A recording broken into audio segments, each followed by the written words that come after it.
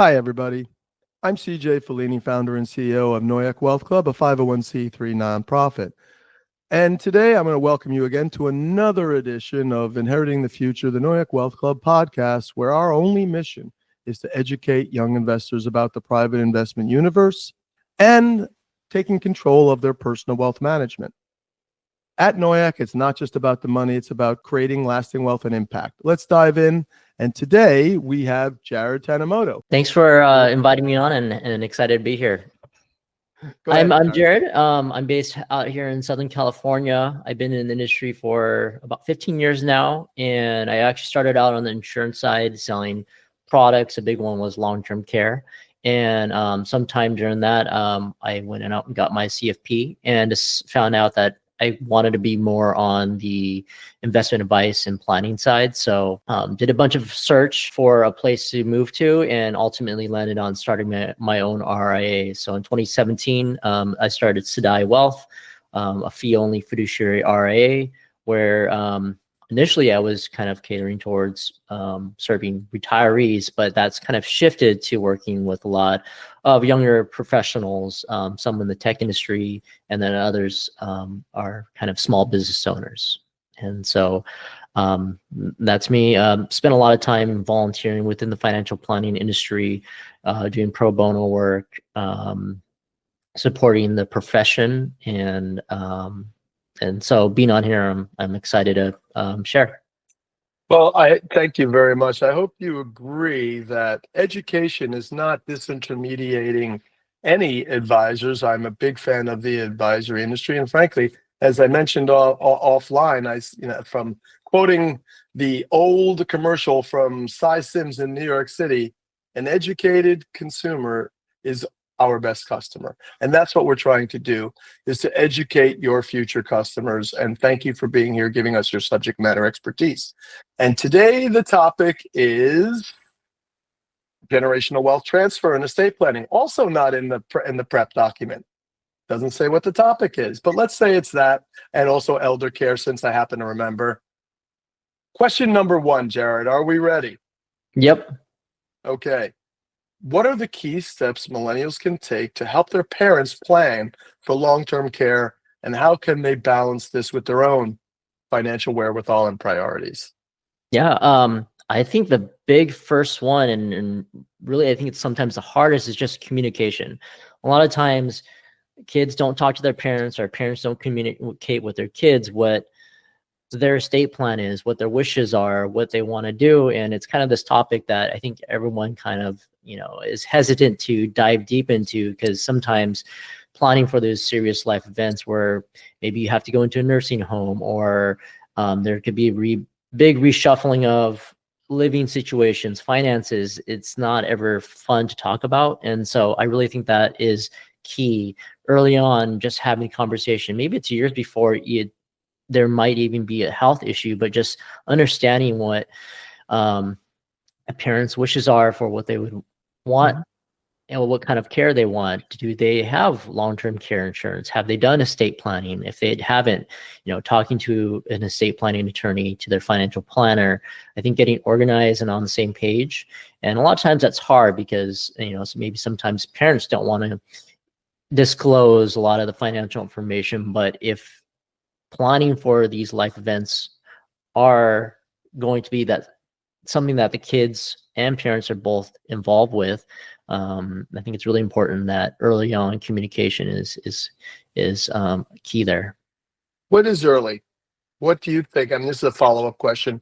What do you think is early? Obviously, it's before they are infirmed that they cannot participate in that discussion.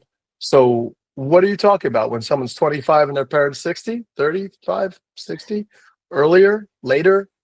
Yeah, so I'll give it kind of from both perspectives. So when I'm working with my younger clients, a lot of times I'll ask questions.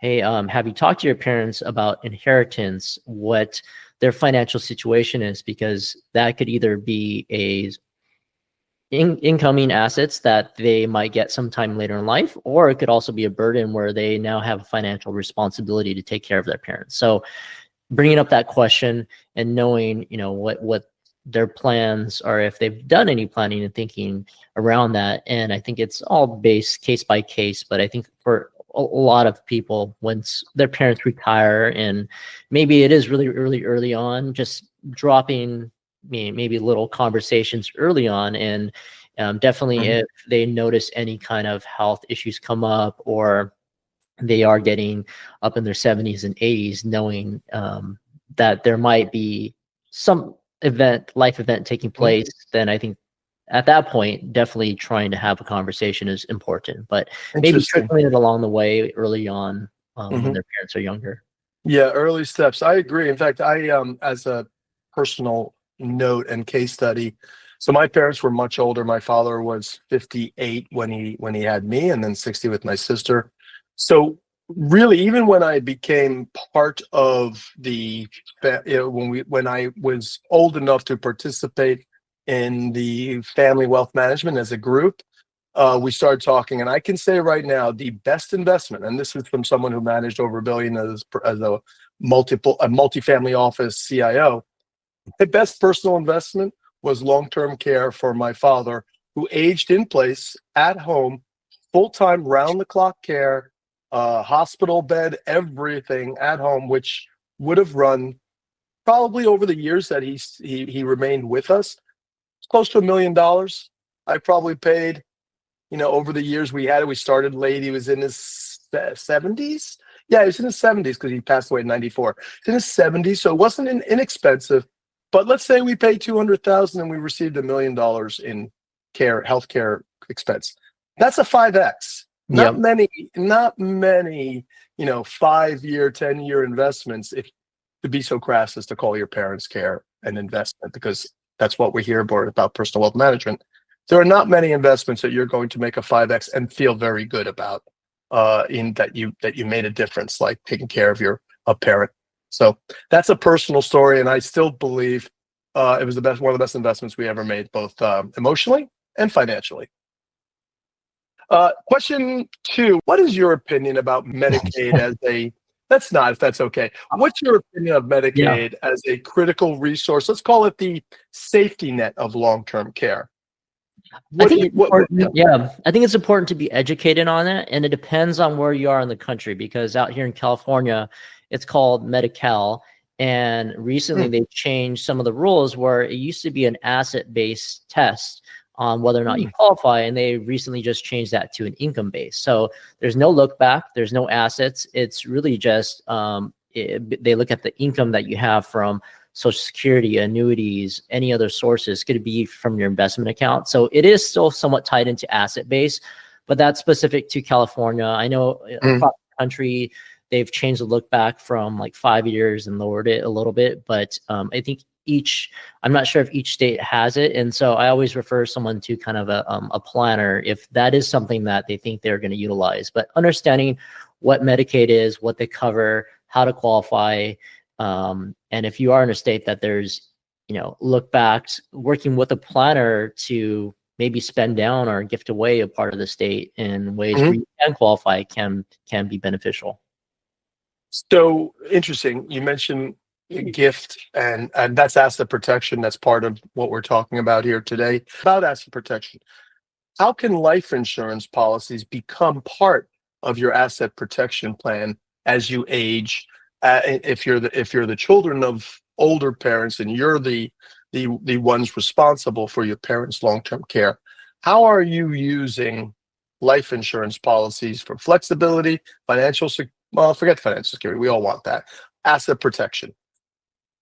So it depends on what kind of level you are at, and so a lot of very high net worth people use life insurance as a estate planning tool, where there's ways where you could set up irrevocable life insurance trusts and pass on assets tax free.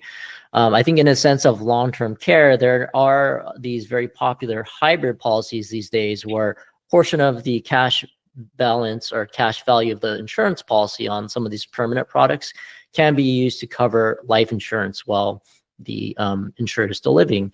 And interesting. I'm sorry to interrupt. You mean like a long-term care rider to the existing life insurance policy? So it actually life insurance that actually helps you while you're still alive. Correct. So they call them hybrid policies. So it's similar to Okay. like a universal or a whole life policy where you're funding it, and then while the insured is maybe they need long-term care, they could tap into that cash value while they're still living, and then that just reduces the death benefit. And so that's a way where, hey, if we don't use the long-term care, you still get a death benefit, and you're not just spending away the premiums. And that's been popular over the years.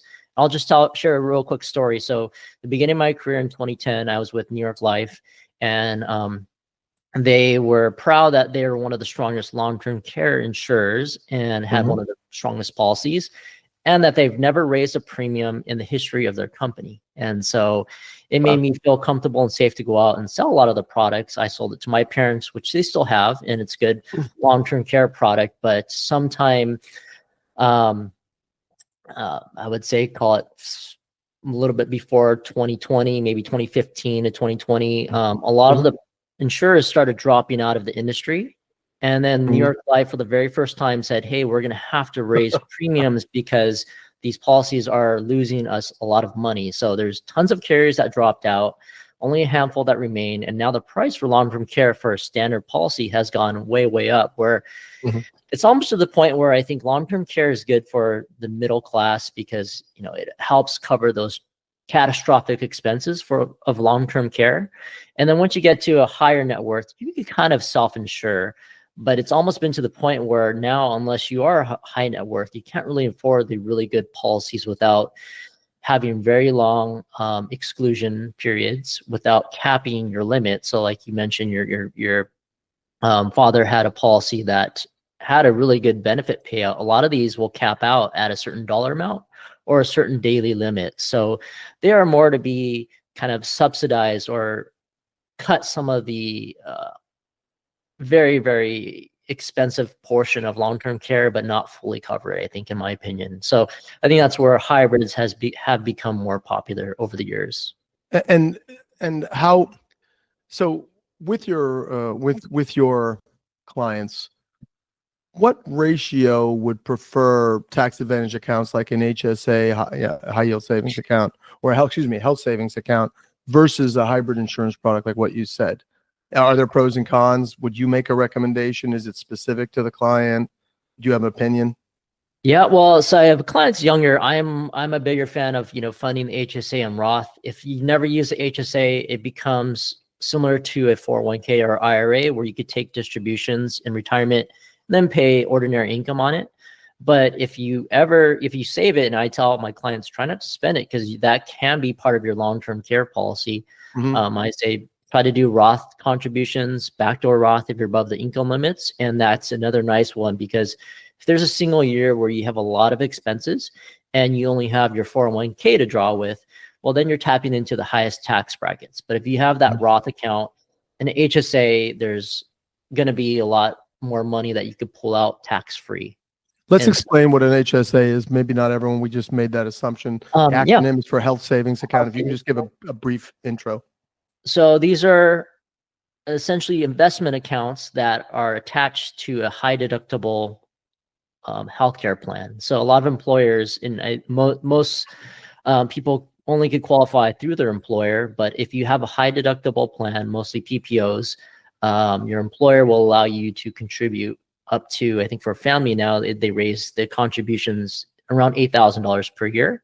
And that money is deductible. If it's used for any healthcare expenses, it comes out tax-free.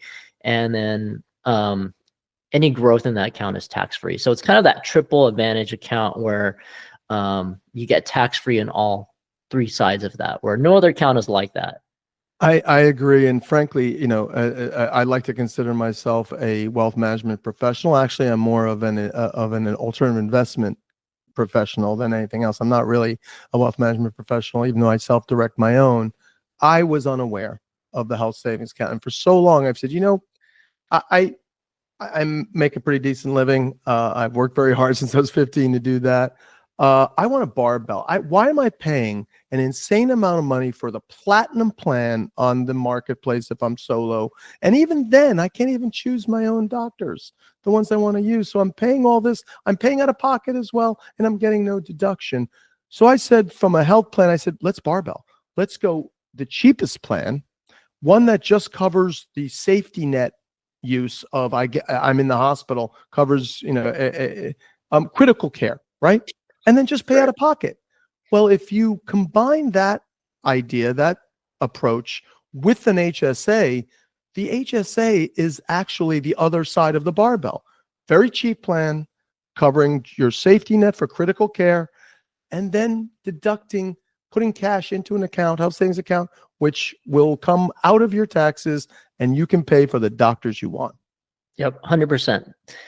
And another added benefit, some employers will actually, if you move from that very expensive plan to the cheaper one, like you mentioned, on the high deductible plan, employers will say, well, you're now in a cheaper plan. We're going to actually throw some money into your HSA for you. And so that's a nice one that I've seen where it says, well, we normally would pay for your very expensive plan, but because you just want to be in a high deductible, we're going to put a couple thousand into your account each year. You can fund the rest of it yourself. And, that money is yours to spend on any healthcare expenses.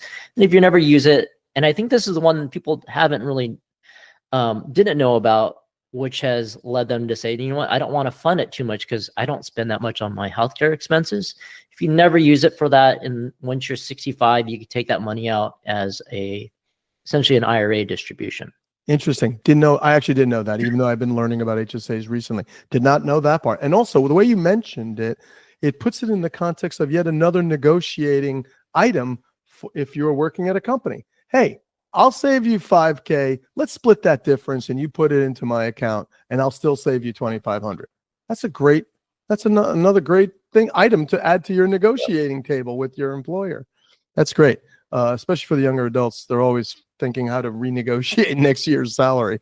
That's one way that seems a little bit less painful for the employer. It's a win-win. Okay. That was really interesting. Let's get to the next one. What elder care costs continue to rise? We know this. We've been talking about it. It is nuts. I have a 96-year-old father-in-law now, and we're dealing with this right now.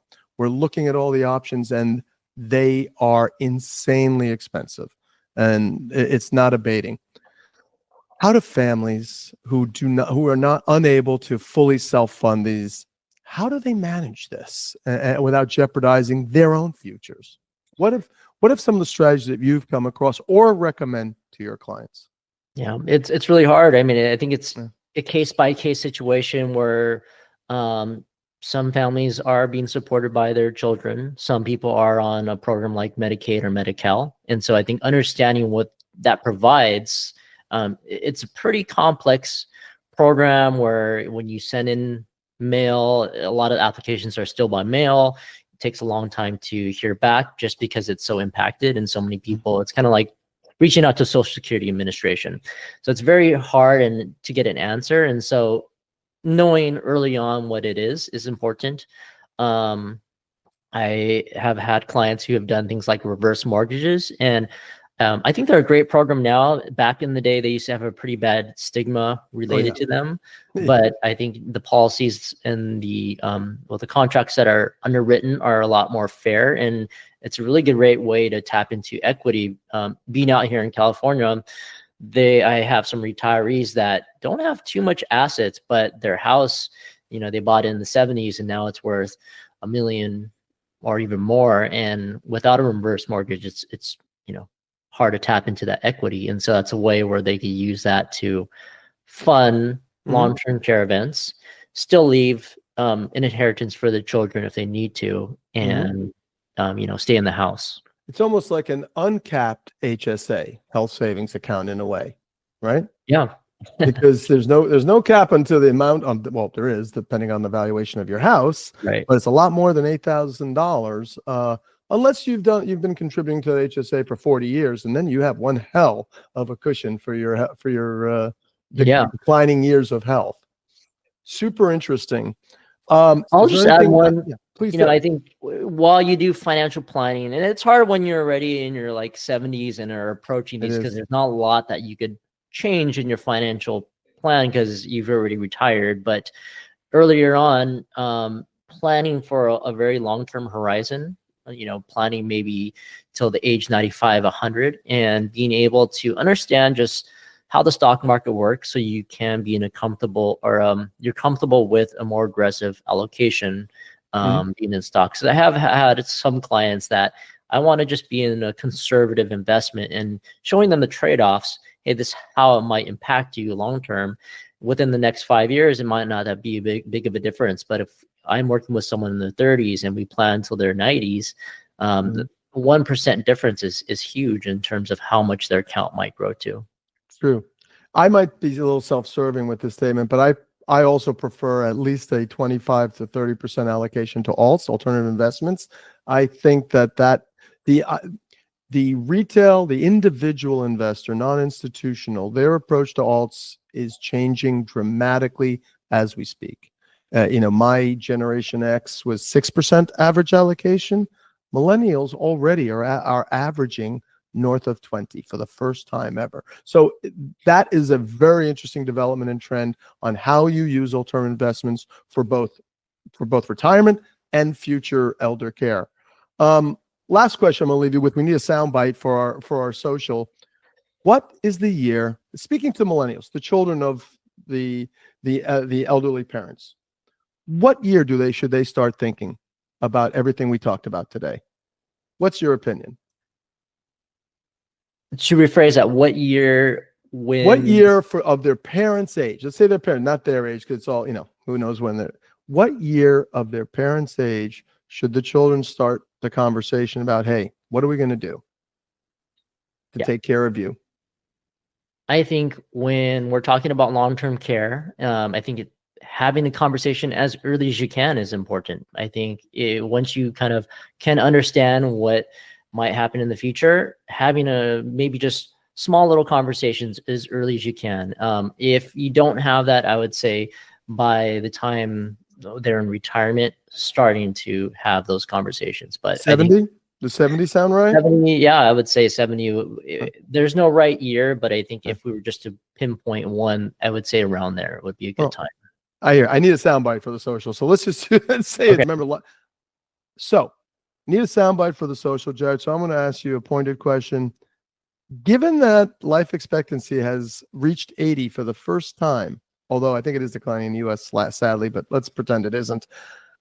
What is the right year, the target year that children of elderly parents, older parents, should start talking to them about their elder care and being able to afford it?